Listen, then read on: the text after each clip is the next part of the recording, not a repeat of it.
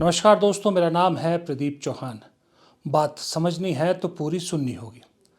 दोस्तों, कहते हैं कि दुश्मन तगड़ा हो तो कोई बात नहीं, घबराने की बात नहीं है। तगड़े से तगड़े दुश्मन से निपटा जा सकता है। दोस्त तगड़ा हो तो आपको खुशी मनानी चाहिए कि आपके साथ इतना तगड़ा दोस्त खड़ा है। लेकिन वही तगड़ा दोस्त जब दुश्मन बन जाए तो फिर क्या कहने। जी हाँ, अब मोदी जी के साथ फिलहाल ऐसा ही कुछ हो रहा है। दोस्तों, मुझे समझ में नहीं आ रहा कि डोनाल्ड ट्रंप किस चीज़ का बदला मोदी जी से ले रहे हैं। मोदी जी को दोस्त कहते हैं, मोदी जी भी ट्रंप को अपना दोस्त कहते हैं, लेकिन जिस तरह से आए दिन फजीयत ट्रंप कर रहे हैं मोदी की, वो तो दोस्ती तो किसी भी एंगल से नहीं है। चलिए, माना कि दुश्मनी, कोई नाराज़गी है, तो वो नाराज़गी किस चीज़ की है ये मुझे समझ में नहीं आ रही। मोदी जी ने तो अमेरिका में जाकर ट्रंप के लिए बाकायदा प्रचार भी किया था, उसके बावजूद। पर चलिए, अब तक मोदी जी के बारे में जो भी कह रहे थे, वो कह रहे थे कि मैंने सीज़ फायर कराया। अभी उन्होंने कहा था कि मोदी जी जानते थे कि मैं नाराज़ हूँ, इसलिए रशिया से तेल कम खरीदना शुरू कर दिया। लेकिन अब तो ट्रंप एक कदम आगे बढ़ गए, मोदी जी को झूठा करार दे दिया। जी हाँ, मोदी जी को उसने झूठा नहीं बोला है, ना किसी कांग्रेस के नेता ने बोला है, ना किसी क्रिटिक्स ने बोला है, ना किसी पत्रकार ने बोला है। मोदी जी को डोनाल्ड ट्रंप झूठा करार दे रहे हैं। कैसे? विश्वास नहीं होता? आप खुद सुन लीजिए कि मोदी जी क्या कहते हैं और ट्रंप क्या सच्चाई बोल रहे हैं। अभी 2 दिन पहले मैं कनाडा में G7 समिट के लिए वहां था और अमेरिका के राष्ट्रपति ट्रंप ने मुझे फोन किया। उन्होंने कहा कि अब कनाडा तो आए ही हैं, तो वॉशिंगटन होकर के जाइए, साथ में खाना खाएंगे, बातें करेंगे। उन्होंने बड़े आग्रह से निमंत्रण दिया। मैंने अमेरिका के राष्ट्रपति को कहा कि आपका निमंत्रण के लिए धन्यवाद, मुझे तो महाप्रभु की धरती पर जाना बहुत जरूरी है।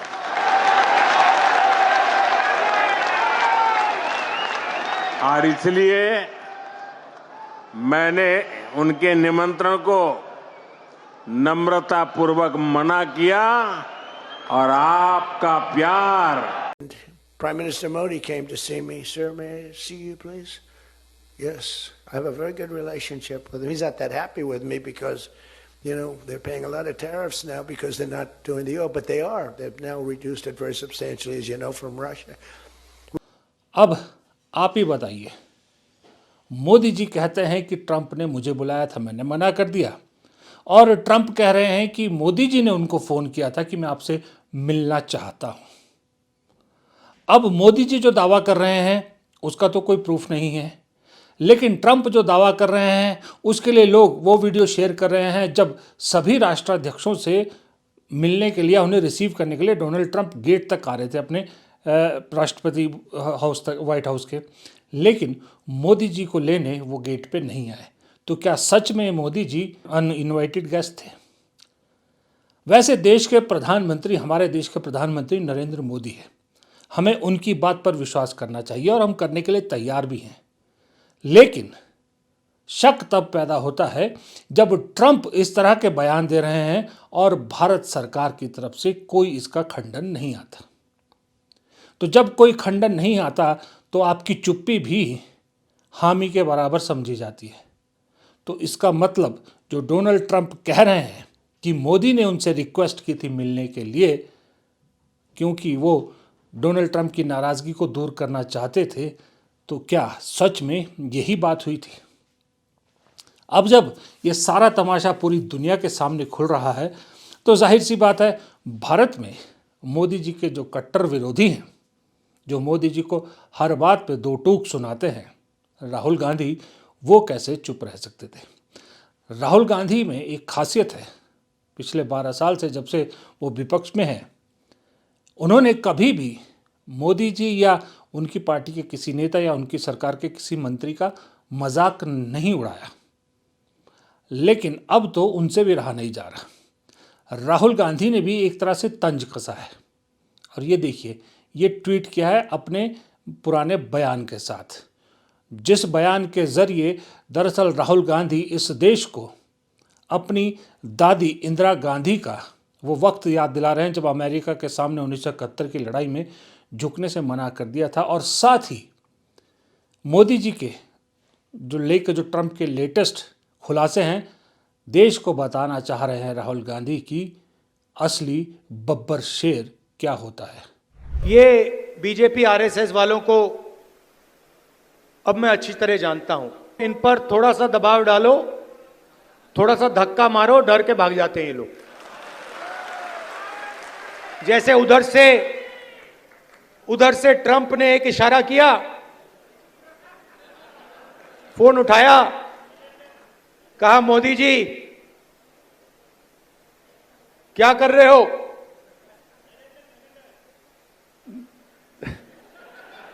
नरेंद्र सरेंडर,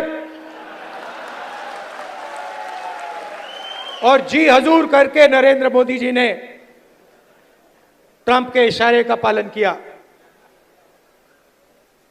आपको एक समय याद होगा जब फोन कॉल नहीं आया था, 7th फ्लीट आई थी, 71 की लड़ाई में 7th फ्लीट आई थी, हथियार आए थे, एयरक्राफ्ट कैरियर आया था। इंदिरा गांधी जी ने कहा मुझे कुछ जो करना है मैं करूंगी।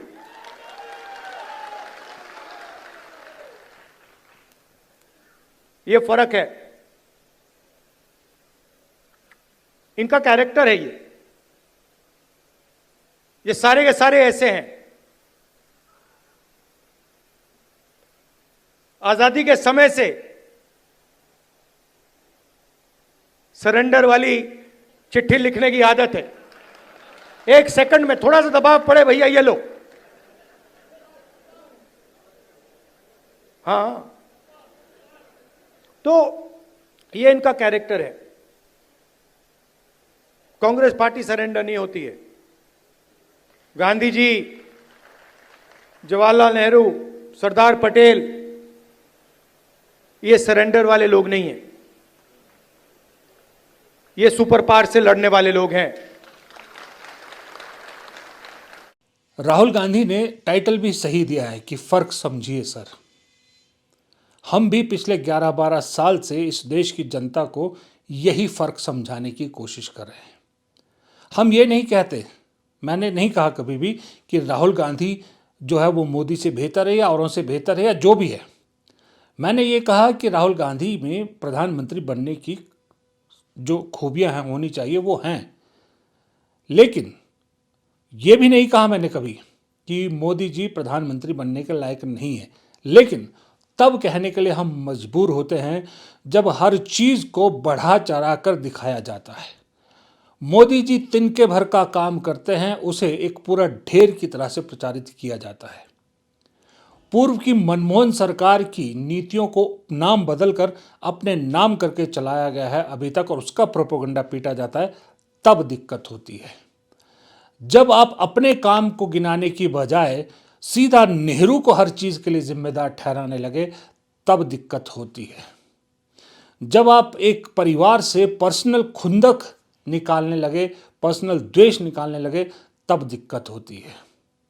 जब आप विपक्ष के नेताओं पर अभद्र टिप्पणियां करें, उनका मजाक उड़ाने की कोशिश करें, तब दिक्कत होती है।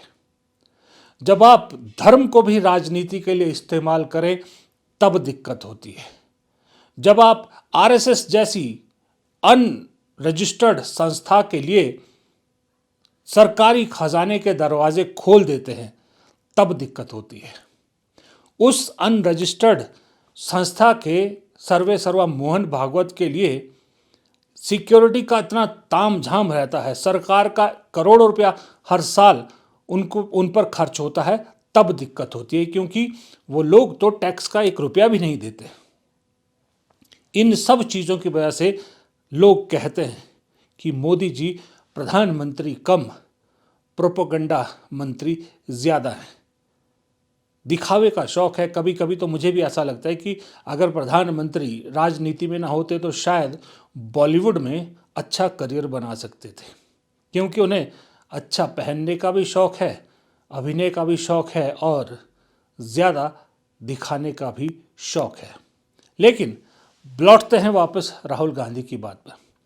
राहुल गांधी ने क्यों सिर्फ अपने ही पुराने बयान को ट्वीट किया? कभी राहुल गांधी मैंने देखे नहीं राहुल गांधी ने खुद अपना कोई पुराना बयान सोशल मीडिया पर डाला हो, मैंने नहीं देखा। हाँ, वो ट्वीट अपने पुराने डाल सकते हैं, एक्स पर जो पोस्ट की होती है वो डाल सकते हैं, लेकिन बयान नहीं देखते। लेकिन यहाँ उन्होंने उसको पोस्ट किया है क्योंकि वो जानते हैं कि देश को सच्चाई पता होनी चाहिए। 56 इंच विश्व गुरु, बड़े बड़े शब्दों का इस्तेमाल किया गया, बड़े बड़े जुमले गढ़े गए। मोदी बोलता है दुनिया सुनती है, इस तरह के बड़े बड़े जुमले गढ़े गए। उन सब जुमलों का आज डोनाल्ड ट्रंप एक एक करके पूरी कलई खोल रहे हैं। वो एनआरआई कहाँ हैं आज जो कहते थे कि मोदी मेरा भगवान है? मोदी है तो कोई कहता था जापान में सिर ऊंचा करके रहते, कोई अमेरिका में। आज वो कहाँ है? अमेरिका में जितने मोदी मोदी करने वाले हैं वो लोग आज क्यों चुप हैं? देश के आज़ादी के बाद किसी प्रधानमंत्री ने अमेरिका के इतने दौरे नहीं किए जितने मोदी जी ने किए। शायद 9 या 10 दौरे कर चुके हैं। उन 9-10 दौरों का क्या फ़ायदा? उन 9-10 दौरों में जो भीड़ दिखाई जाती है हम सबको, वो भीड़ आज कहाँ गायब हो गई? उस भीड़ के मुंह में आज दही क्यों जम गई? क्योंकि वो भी जानते हैं कि वो जो करते हैं जब मोदी आते हैं वो उनसे करवाया जाता है। लेकिन अब इस वक्त अगर डोनाल्ड ट्रंप के खिलाफ मुंह खोलेंगे तो भारत से अमेरिका से पैक करके भारत भेज दिए जाएंगे। ये सच्चाई है मेरे दोस्तों। इसलिए राहुल गांधी आईना दिखा रहे हैं। और राहुल गांधी मजाक जो उड़ा रहे हैं मोदी का नहीं उड़ा रहे। समझो, अगर आप ध्यान से अगर आप समझो तो राहुल गांधी मोदी पर तंज नहीं कस रहे हैं। राहुल गांधी इस देश की उस जनता को आईना दिखा रहे हैं जो जनता आज भी 5 किलो राशन और चुनावी वक्त में मिलती मुफ्त रेवड़ियों के पीछे मोदी जी का नारा लगाते हैं और बीजेपी को वोट देते हैं। आगे का नहीं सोचते। बिहार में क्या हुआ? 10,000 रुपये हर महिला को देकर वोट खरीद लिया गया, सरकार बना ली और अब सुना है बिहार में उस योजना को बंद किया जा रहा है। बस चुनाव तक होता है। इसी तरह महाराष्ट्र में महिलाओं को कैश ट्रांसफर किया गया, लाड़की बहना योजना जो भी नाम दिया गया। चुनाव खत्म, सत्ता आई, उसके बाद उसमें से महिलाओं के नाम काट दिए गए।